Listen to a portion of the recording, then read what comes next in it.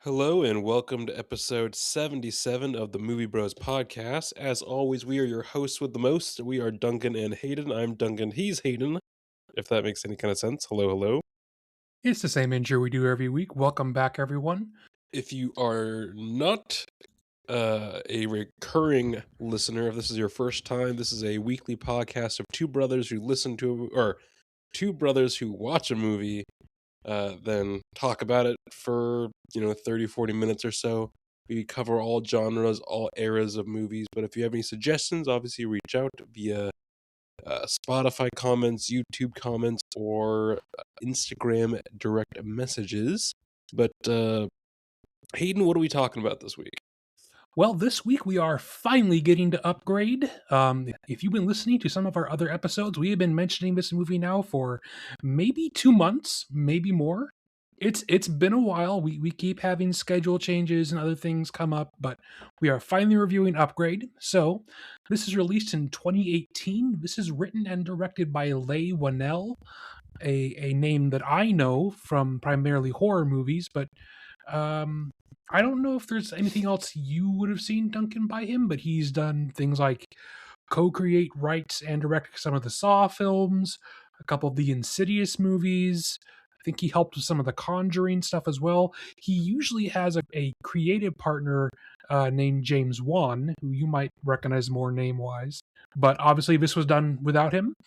Music here is by Jed Palmer. I tried looking up to see what else he had done, but it was just a slew of smattering of shorts and Apple TV movies and things that I didn't recognize, but we can talk more about that later. Same thing goes with a cinematography here. Stefan Druskio, other than working on The Invisible Man, the other Leigh Whannell project from a couple years ago, which is very good. I own it. It's very good, very creepy. I didn't recognize a whole bunch of his other projects either. So this stars Logan Marshall Green, Melanie Vallejo, Harrison Sloan Gilbertson, Benedict Hardy, Richard Cawthon, Christopher Kirby, Betty Gabriel, and features Simon Maiden as the voice of STEM. And that's about it. This is a fairly contained project. It doesn't have a huge cast. This is no Avengers movie. So why don't we lead off with some ratings and we can dive into more meat of the movie. Okay. I gave this a 3 out of 5. So I gave this a 3.5 out of 5, but still pretty close to what you gave it. I almost gave it a 3.5, but Yeah, so why don't we get into that discussion then? So just from the very very beginning, when it's just him working on his car and then his like tech girlfriend gets home, it almost gave me like Hallmark movie vibes of like the super like in the Sure. now girl meets like the grease monkey. So I mentioned earlier that this is written, directed, has lots of contributing people who've done horror movies. And if you actually look at what this is genred in online, a lot of it is, oh, this is science fiction horror, which I don't know if I agree with that completely. Okay. I, I don't agree with that completely. But what I will say is that the opening really feels like the start of a haunted house horror movie where you have the happy couple and then the wife gets fridged and yeah. Sure. A lot of my issue with this is um the the dialogue by the bad guy that you eventually find out obviously he's not actually the bad guy, but the CEO dude is so awkward. Well, I agree. I think there's problems with the dialogue in general. Sure. I think a lot of it feels stilted, a lot of it doesn't Yes. feel like normalistic, and some of that's No. understandable. Like when we're talking to Aaron, the Malfoy kid, Yes. that makes sense because they're like, oh, he's a shut-in, he doesn't talk to people. But like then we get to the main character when he is talking to anyone who is not the AI, STEM. Yeah. he comes off super weird.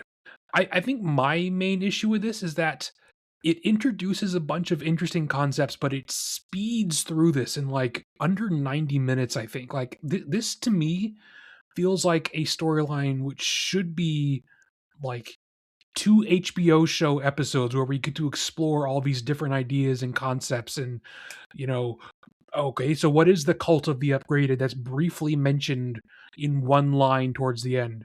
What are all of these other things going on? It's almost like it's trying to set up a sequel that just didn't happen. Like the ending, what the fuck? Like, oh, okay, like the bad guy meaning being the system one, like he's dead and he's just like imagining being with his wife. Okay, that's an ending. I kind of like that ending because there's no way if you had watched, I mean obviously we have watched the rest of the movie, but like if you had watched the way that Stem talks to what the fuck is the main guy's name? Can't think of it. Gray. I don't know that there's I would have found it unbelievable if Stem didn't win at the end because part of Gray's whole thing is that, oh, you know, I'm so anti-technology. I like grease cars and yada yada yada. He immediately gives in to telling to having Stem almost think for him, like not even 5 seconds having a voice in his head. So Sure. I think it's in keeping with his character that he essentially just kind of gives up. Yeah, and I think what I mostly gave the stars in this for was obviously the choreography and the fight scenes was cool. It was Pretty interesting. cool. Um some of the lighting choices, some of the cinematography was interesting. Um and that was kind of all that really, did it for. And like, not to say that this is a bad movie. That's like a 3 out of 5 is not a bad score. I think people really people think 3 out of 5 is like, oh, you didn't enjoy. Like, I had a nice time watching it. I just didn't love it. I I mean, like I said earlier, I think this is fine and enjoyable. It just feels like there's so much more they could do with this concept, Yes. and it needs to be more fleshed out. Well, it kind of gave me reminders of like, okay, any other like enhanced kind of movie, like even something like oh, Bradley Cooper quite a while ago. He takes the drug. Uh, Limitless. Limitless Or anything like or the Matt Damon one where he gets the like exosuit attached to him. Like anything where it's like human plus like something I else. do think there are tropes that are impossible to avoid. Sure, but like just someone do it well, please. I think this one's. I mean, for what it is, I think this is actually done fairly well. I mean, maybe I'm just impressed with, again, the camera work and the fight choreography, but I think comparatively, this is done pretty well. Oh yeah, yeah. Again, pretty well. I think is a perfectly fine way to say it. I will say, I do love that. From the minute he gets his implant, I mean, which is not a spoiler because that's the whole It's the point of whole the thing. movie. But like from the minute he gets an implant, whenever the camera is following him or looking at him, his the base of his neck is always center framed and locked no matter how he moves, kind of Huh. showing you who's actually in charge, if you will, and it's certainly not him. Sure. Just I even wrote that down. Like the when he first uh gets it and he's in his house, apartment, whatever, Yep. and he's first walking around. I'm like, dude, this walk is gonna like I don't know how much I could watch him walk all funky, like Well, kind they of don't do it robotic. that often. Which they don't. They don't do it too much, which I'm appreciative of. I did like the violence in this. I mean, which is Yes. not in like a weird way. It's just it's very, this gets like really violent, but only in like brief spurts. Like the bit where Mm-hmm. he carves the dude's head half open with the knives and like can Yes. see all of his molars. Like that's so cool. Even the part where it does like the close up cinematography of them inserting a little widget into his spine and you see all the layers of his flesh and the spinal cord and stuff. What did you think of the sneeze? I That's the part I don't like. I was like, "What the fuck, guys?" You, like, I get the premise behind it, but like, that's so not cool. I actually don't think the premise established in the quote unquote movies lore actually works, especially I mean, just for the sneeze part. Because if STEM is supposed to be like the best, the biggest supercomputer out there, why can't he do that? Why does the villain or one of them, why does he have that ability and Gray doesn't? It calls into question Well, it sounds like more so. Uh, it feels more like a superpower than an augmentation. I don't know. It's just it came out of nowhere, and it was such a The gun like. arms, that makes sense. Oh yeah, the gun arms very cool. Well, again, I think those guys are more augmented, whereas Gray is more still more human. Sure. Yeah, gun arms very cool. I thought that was at least an interesting idea. And I like how much of this movie is just practical effects. I mean, don't get me wrong, there is some CGI, obviously, but not as much as people think. Like this was, I mean, I also have some interesting facts here I probably could have stated at the beginning, but it ties into what I'm talking about here. This is actually a fairly cheap movie to make, like comparatively. So this was made for an estimated budget of only $5 million. Like, yes, that's $5 million, but that's fairly cheap for a movie, actually. Like I could do a lot of things with $5 million, but $5 million to make a movie is really cheap. Well, make a Like plot like comparatively, a wide release movie, yes. yes. I mean, granted, getting distributed by A24 definitely helps. A24 and Blumhouse, I believe, but Mhm. um, it, it really, I'm impressed what they were able to do with their limited budget. I mean, their worldwide gross is like $16 million. This was, comparatively a huge return for them. Which I'm surprised if it did so well for what it was that they didn't make a number 2. Well, everyone besides STEM is dead at the end. I would love to see a two. I don't know how you could do it. I'm sure, like, I mean, him fighting back in his consciousness, like, part of the movie is just in his head. Sure, and I guess the Malfoy could probably have security cameras, so someone could find out what happened. But like, Sure. again, I would love more of this to see, the more weird stuff about this that isn't like action scenes. I would love to see more of that part explored. Have you seen Mute? No, it's been on my Netflix list for years, and I'm like, I'll get around to it eventually. I'll get around to it eventually. I've still not watched it, and I really like Duncan Jones's his movie Moon. Yeah. Well, this is definitely not like Moon, by the way. But I can just I so see how, like, oh, if they took, like, they really, I felt, really nailed the vibes in Mute and some of the action, whereas any of the action in this they nailed, but I don't know if the whole thing the vibe would hit. So just like combine the two of them. So there's like one shot in this where it's like them flying over a futuristic cityscape, and it's got all these shiny skyscrapers and stuff. But like, we then leave that setting for primarily the rest of the movie. We don't really go back to it ever. We spend most of it in, what is essentially Detroit. Yep. Which is fine. I think it works more for like the gritty, violent nature of the rest of the movie. That's okay. I think if this ever were to get a sequel, I would want to see more of the fancy nightlife. And I think something like The Mute, or just Mute, but Just Mute. just Mute, from what I've seen of it, that would fit more for there. Yes. Yeah, put Skarsgård as like the opposite to Gray somehow. Yeah, have someone else with a stem. Yeah. You find out, yeah, there was two of them the whole time. Yeah, I don't know, something. So I will say, I don't know if I've mentioned already. This is actually a rewatch for me. Yes, I think you had seen it before. I went out and I saw it in theaters. I think I actually got discounted tickets Huh. from uh Blumhouse or something. I don't know. It was like 2018. It's been nearly a decade, but yeah, I don't know. It was fun to go back and rewatch this. I think I liked it more the first time around, just because I was so impressed with the action and the, you know, the gore and some of the lighting.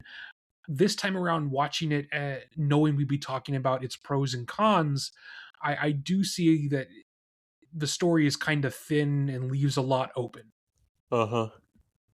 Well, I was even talking to a buddy about this the other day. Like, some of these movies that I reviewed a while ago, that I either reviewed well or reviewed not well, it's now that I look at movies a little bit differently.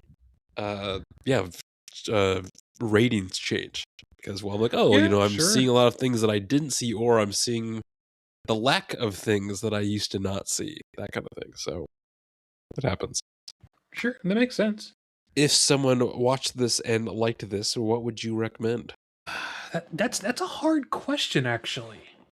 I was Not that thinking this is something like like incredibly unique, but it is hard to say. Okay, what else is like this? I was thinking like Hardcore Henry Have you seen Hardcore Henry? once a long time ago. Yes, I'm gonna say me too. Again, that's a thing I saw in theaters when it came out. Movie fucking slaps for for for what it what it is. is. Yes, which I think again, if you liked this, you would probably because I mean, yeah, I would say that, or I would say maybe the first Crank.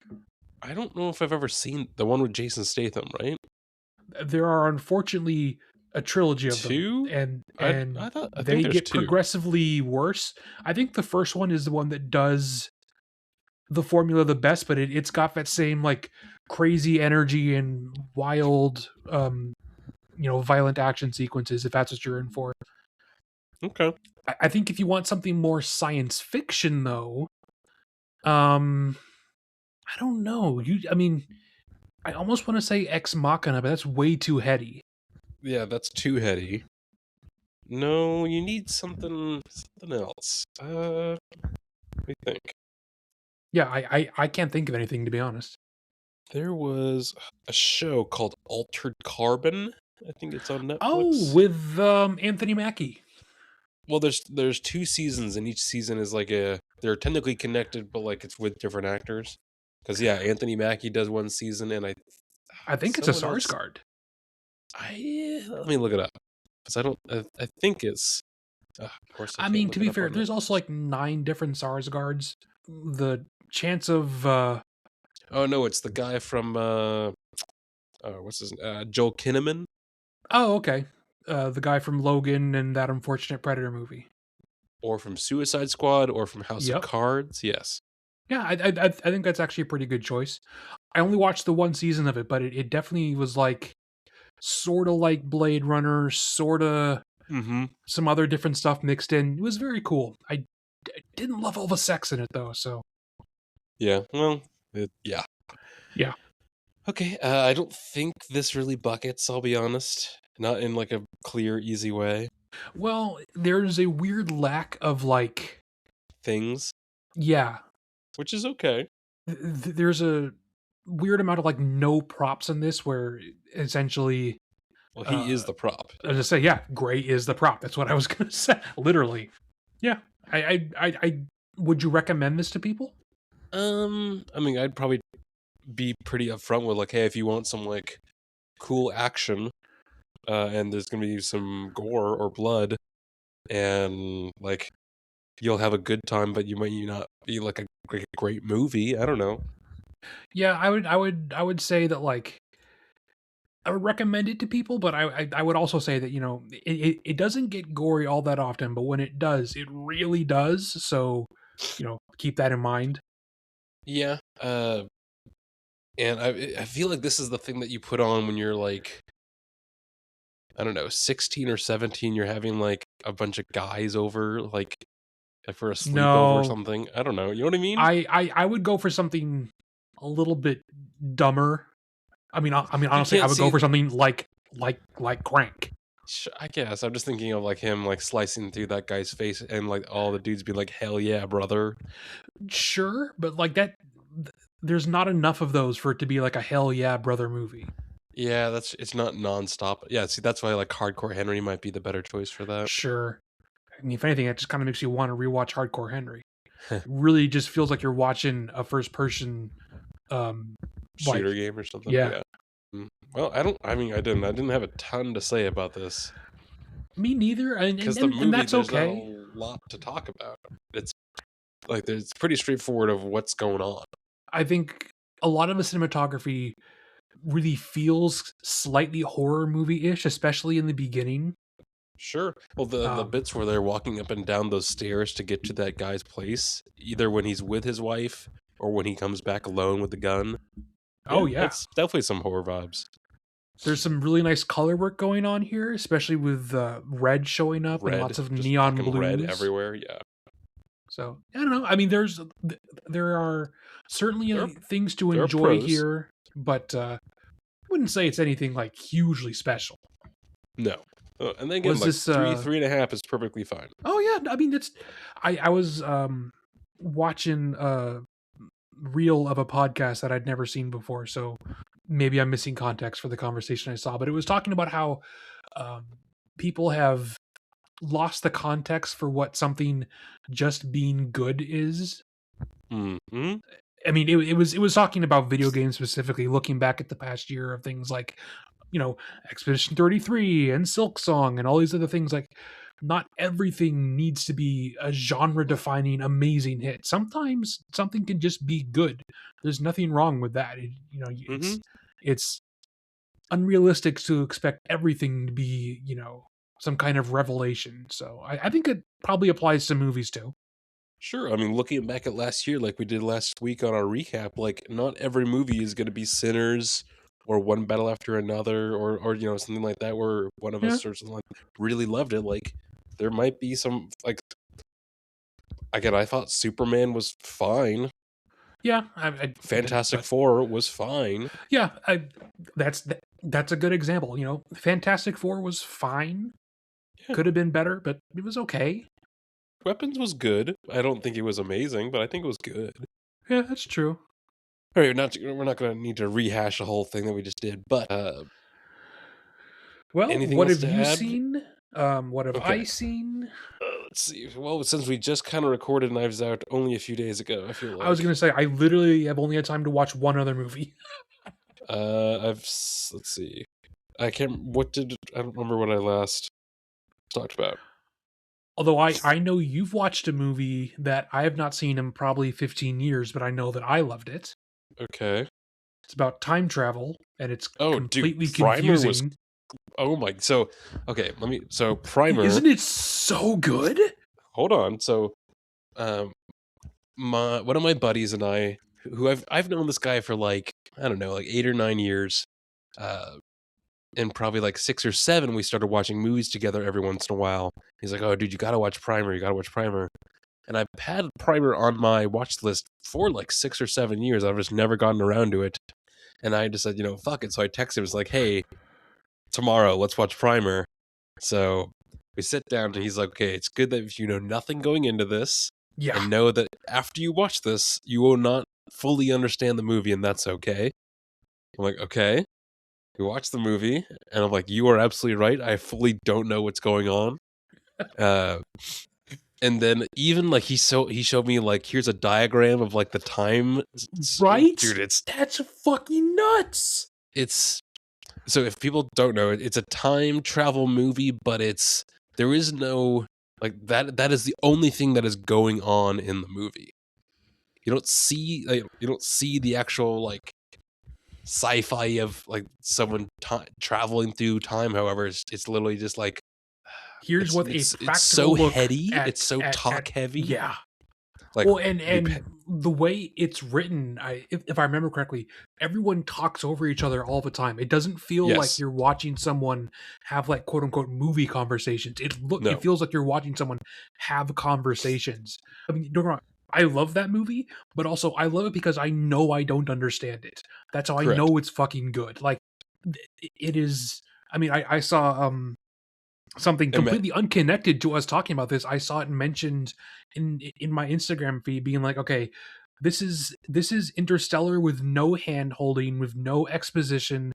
This correct. is this is how to do a very smart time travel movie. This is what it I looks like. I cannot imagine trying to write the script for this. Like trying to like, just come up with this out of thin air is crazy. And I mean, granted, it's obviously a very small budget, but Oh, they then I think they, if I remember right, they shot everything on a shitty camcorder, and the budget for the whole film movie was like $2,500. yeah, but like they make up for that with just having such well thought out plot and Yes. logic. It just it's seeing you post about it on your Dunk's Movie Corner pod Facebook, Hmm. not Facebook, Instagram Instagram. page earlier.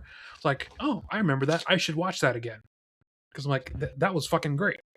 Well, I didn't realize that once you review something on Letterboxd, you can share it onto your Instagram story. I was like, oh, that. I mean, I'll just anytime I watch something, I'll just stick it on there because why No, not? sure. Uh, yeah, Primer, excellent. I gave it a 4 out of 5 because I'm like, I still want to understand more because I feel like I'm like, Sure. okay, I get some of this stuff, but like, uh, today I just finished. Have you ever heard of Rosencrantz and Guildenstern Are Dead? Yeah, that's a great movie It's with on Tubi, right? Gary Oldman and Tim Roth. yeah, Richard it's Dreyfuss is in it, and you mm-hmm, might recognize Ian Glenn. I never know how to sure. say his first name. No, Uh, I've seen it. It's been a couple Donald years. Sumter's, yeah. The writing, the dynamic between Tim Roth and Gary Oldman is so good. However, Absolutely. the whole movie is kind of about nothing. Kind of. I mean, So it's so them being it's recruited to go check on Hamlet, who the king right. is like, this guy's losing his mind. And then eventually Hamlet's like, nah, and then they get sent home. So in Hamlet, the original actual Shakespearean play, they are ancillary characters who are essentially killed off screen, if I remember correctly. Gotcha. So they were like, okay, why don't we just do something with that? Let's give them a backstory. Let's give them their own essentially side quest of a Mm-hmm. story. Which it's And very fun. it's Like so fun. there's the whole bit where they're like, it's the first like maybe 15-20 minutes straight of him just flipping the coin and always getting heads. I would love to watch it as a stage production. I've only Yes, ever I think seen that'd be it. quite fun. I've only ever seen the movie adaptation, which is obviously great. But like, I really love Shakespeare. Like, I'm planning on going back to the Shakespeare Festival this year if I have the means to Time do and so. money. And yeah, Yes. but Yeah. I think this is like the best Shakespeare that isn't actually Shakespeare because it's completely not written by him, but it feels so in line with the kind of verbal comedy he would put into his stuff. Like it just fits so well. Yeah, I think it's only towards the end where like the the language that they chose to use, I kept with it for most of it. Towards the end, I was like, all right, I'm getting lost. Like, I think I gave it a what did I give that? I literally finished it like 10 minutes before we recorded. That's when you're like, oh, 10:30. I'm like, perfect. That'll give me time to finish this. So, what did you watch or looking forward to watching? I went out to theaters and watched Zootopia 2. Oh yeah, that's right. Was it more of the same of the first one as you thought it was I going to be? think okay, so yes, I genuinely think it does some things better. I think there are actually some improvements on the formula. I think there's definitely the argument to be made that this one is better than the first one. Okay. I had a blast. It was a great time. I mean, it is essentially a murder mystery for kids, and that's okay, but like it was lots of fun. There was a ton of like not like inappropriate adult humor, but like there was a ton of jokes that kids are not going to understand that are still very funny. Like they straight up rip off The Shining at the very end with the villain wandering through a maze. They even play the same music. Kids are not going to know Okay. what that is. And I had a great time. I really enjoyed it. It was very fun. Looking Anything to look forward forward to? to. I mean, I think we literally did talk like 48 hours ago when we recorded you're uh in the review. Yeah. your interview.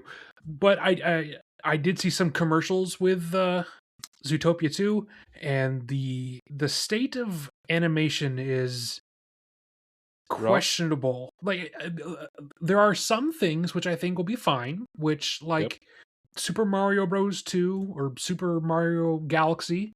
I think it'll be enjoyable. It'll probably be exactly like the first one, but it'll be enjoyable. Then you have things where it's called Goat, and it's a Steph Curry Oh passion yes, project yep, where he's a yep. basketball playing goat. Hmm. Super weird. Yeah. I don't know if I've seen any new trailers. No, I haven't seen anything new. I think Good Luck, Have Fun, Don't Die is the next kind of close to major thing that I want to Yeah, see. I think we had that on the schedule to review actually. Yep. Um, it being the kind of the first week of the new year, a lot of different. I mean, we've shared quite a number on our Instagram page, which is the movie underscore bros. But all the different highlights from the previous year, I think, have been really fun and to kind of remember a lot. Oh And yeah. I didn't, and I think this happens every year, but you forget how many people have died in the last year. Oh, there's a Like, great letterboxed in memoriam yes, thing. I posted that, yeah, because Oh, like some of I them are actually sent it to myself from the Instagram page. Whoops. gotcha, yeah, like some of them obviously like you'll remember like oh Gene Hackman, yeah, sure, but then you're like oh shit that guy, oh shit that okay, so Sure.